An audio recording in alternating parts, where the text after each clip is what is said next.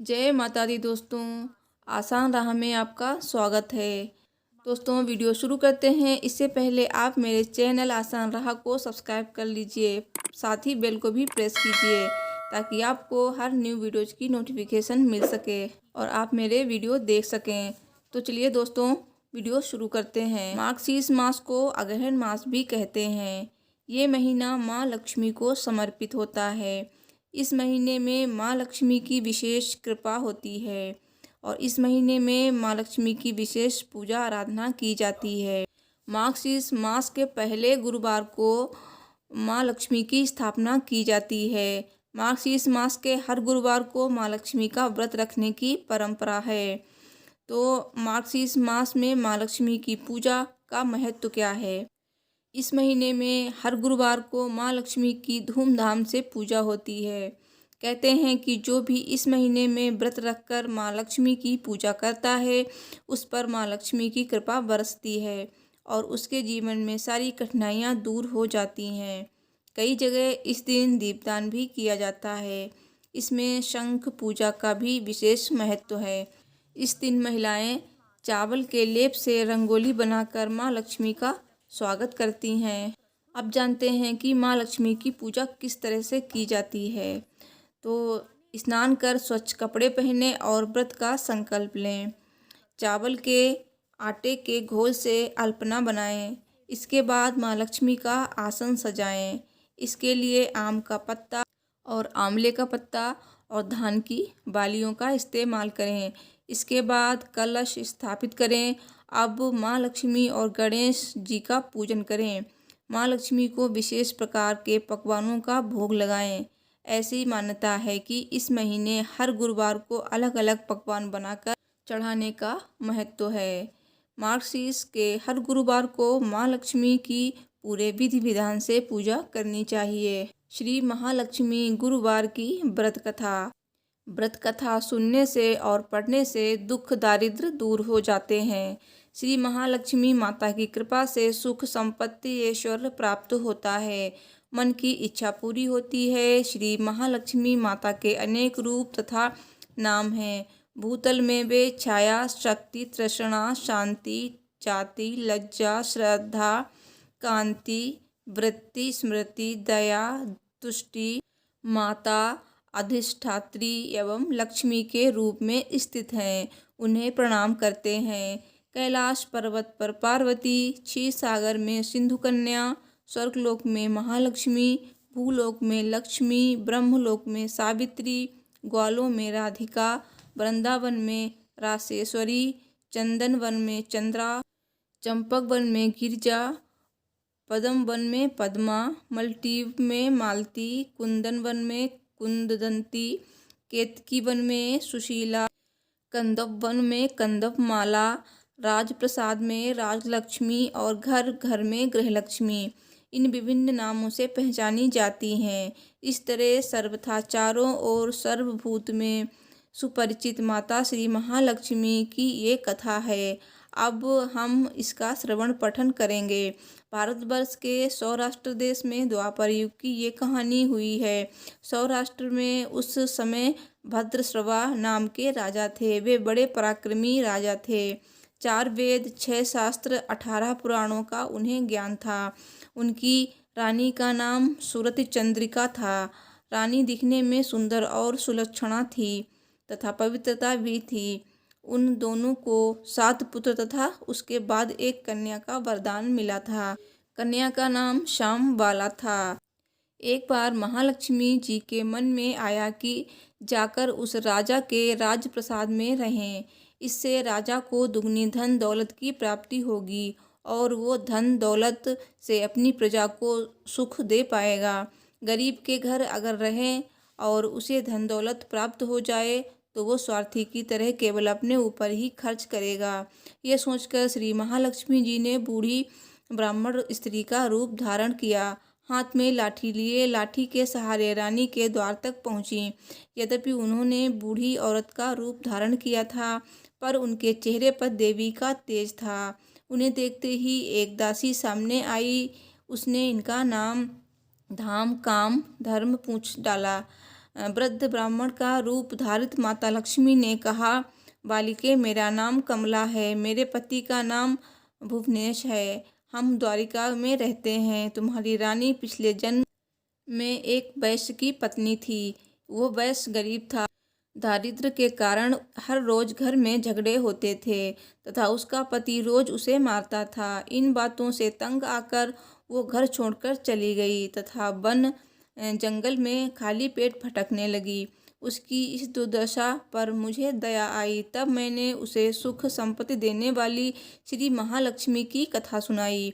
मेरे कहने पर उसने श्री महालक्ष्मी का व्रत किया। श्री महालक्ष्मी प्रसन्न हुई, उसकी गरीबी दूर हुई, उसका घर संसार दौलत संतति संपत्ति से भर गया। बाद में पति पत्नी दोनों परलोक सिधारे। लक्ष्मी व्रत करने के कारण वे लक्ष्मी लोक में रहे। उन्होंने जितने साल महालक्ष्मी का व्रत किया उतने हजारों साल उन्हें सुख भोग मिला। इस जन्म में उन्हें राजघराने में जन्म मिला, परंतु वो श्री महालक्ष्मी का व्रत करना भूल गईं।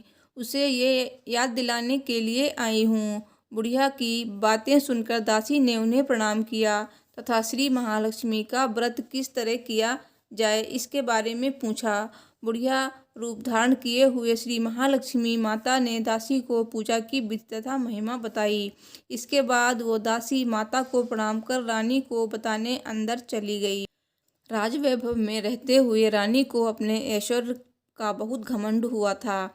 संपत्ति तथा अधिकार की वजह से वो उन्मत्त हो गई थी। दासी द्वारा बताई गई बुढ़िया की बातें सुनकर वो आग बबूला होकर राजद्वार पर आकर बुढ़िया रूपी श्री महालक्ष्मी पर बरस पड़ी। उसे ये मालूम नहीं था कि श्री महालक्ष्मी माता बुढ़िया का रूप धारण किए द्वार तक आई हैं। परंतु रानी का इस कदर रूख बर्ताव तथा अपना अनादर देखकर माता ने वहाँ ठहरना ठीक नहीं समझा। वे वहाँ से चल पड़ीं। राह में उन्हें राजकुमारी श्यामबाला मिली। उन्होंने श्यामबाला को सारी बात बताई। श्यामबाला ने अपनी ओर से श्री महालक्ष्मी माता से क्षमा मांगी। माता को उस पर दया आई। उन्होंने श्यामबाला को श्री महालक्ष्मी व्रत के बारे में बताया। उस दिन अगहन मार्गशीर्ष मास का पहला गुरुवार था। श्यामबाला ने परम श्रद्धा से श्री महालक्ष्मी का व्रत रखा।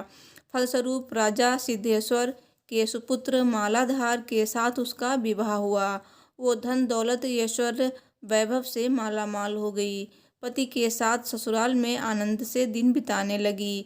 इधर श्री महालक्ष्मी का रानी पर प्रकोप हुआ। फलस्वरूप राजा भद्रशर्मा का राज्य एवं कारोबार नष्ट हो गया। यहाँ तक कि खाने के लाले पड़ गए।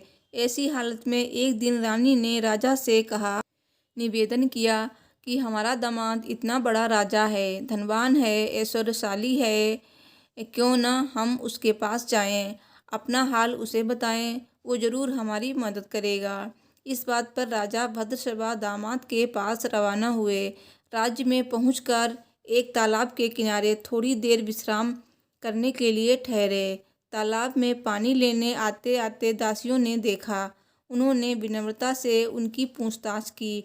जब उन्हें ये मालूम हुआ कि वे रानी श्यामबाला के पिता हैं तो दौड़ते हुए जाकर उन्होंने रानी को सारी बातें बताईं। रानी ने दासी के हाथ राज परिधान भेजकर बड़े ठाट से उनका स्वागत तथा आदर सत्कार किया, खान पान करवाया। जब वे लौटने लगे तो सोने की मोहरों से भरा घड़ा दिया। राजा भद्रशर्मा जब वापस लौटे तो उन्हें देखकर रानी सूरत चंद्रिका खुश हुई। उन्होंने सोने की मोहरों से भरे घड़े का मुंह खोल पर हाय भगवान, घड़े में धन के बदले कोयले मिले, ये सब श्री महालक्ष्मी के प्रकोप से हुआ। इस प्रकार दुर्दशा में और कई दिन बीत गए। इस बार रानी स्वयं अपनी कन्या के पास गईं। वो दिन अगहन माह का अंतिम गुरुवार था। श्यामबाला ने श्री महालक्ष्मी का व्रत किया, पूजा की, अपनी माता से भी व्रत करवाया। इसके बाद रानी अपने घर आई। श्री महालक्ष्मी का व्रत रखने पर उसे फिर से अपना राजपाट, धन दौलत, ऐश्वर्य प्राप्त हुआ। वो फिर से सुख शांति आनंद में जीवन बिताने लगीं। कुछ दिनों बाद राजकन्या शामबाला अपने पिता के घर आई। उसे अपने घर देखकर सूरज चंद्रिका को पुरानी बातें याद आईं। यही कि शामबाला ने अपने पिता को घड़ा भर कोयला दिया था और उसे तो कुछ भी नहीं दिया था। इसी कारण शामबाला को पिता के घर आने पर उसका कोई आदर आतिथ्य नहीं हुआ, बल्कि अनादर हुआ। पर उसने इस बात का बुरा नहीं माना। अपने घर लौटते समय उसने पिता के घर से थोड़ा नमक ले लिया। घर लौटने पर उसके पति ने पूछा, अपने मायके से क्या लाई हो? इस पर उसने जवाब दिया, वहाँ का सार लाई हूँ।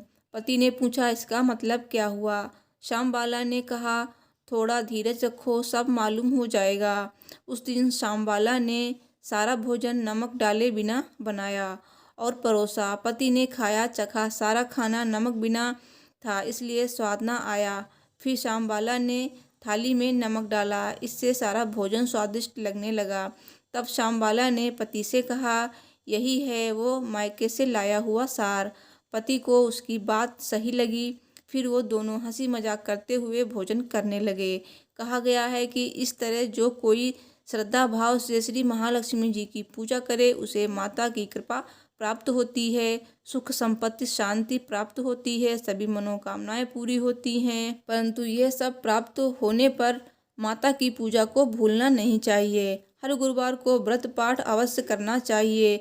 इस तरह श्री महालक्ष्मी की महिमा भक्तों की मनोकामना पूरी करती है। इस प्रकार श्री महालक्ष्मी की गुरुवार की कथा संपूर्ण होती है। सब बोलिए जय श्री महालक्ष्मी माँ। तो दोस्तों, आज के लिए इस वीडियो में इतना ही। वीडियो अच्छी लगी हो तो प्लीज़ लाइक कर दीजिए, शेयर भी कीजिए, और अगर अभी तक मेरे चैनल को आपने सब्सक्राइब नहीं किया है तो प्लीज़ सब्सक्राइब कीजिए, साथ ही बेल को भी प्रेस कीजिए। मिलती हूँ एक और ऐसी नई वीडियो के साथ। तब तक के लिए देखते रहिए आसान राह। Thanks for watching. Her her Mahadev.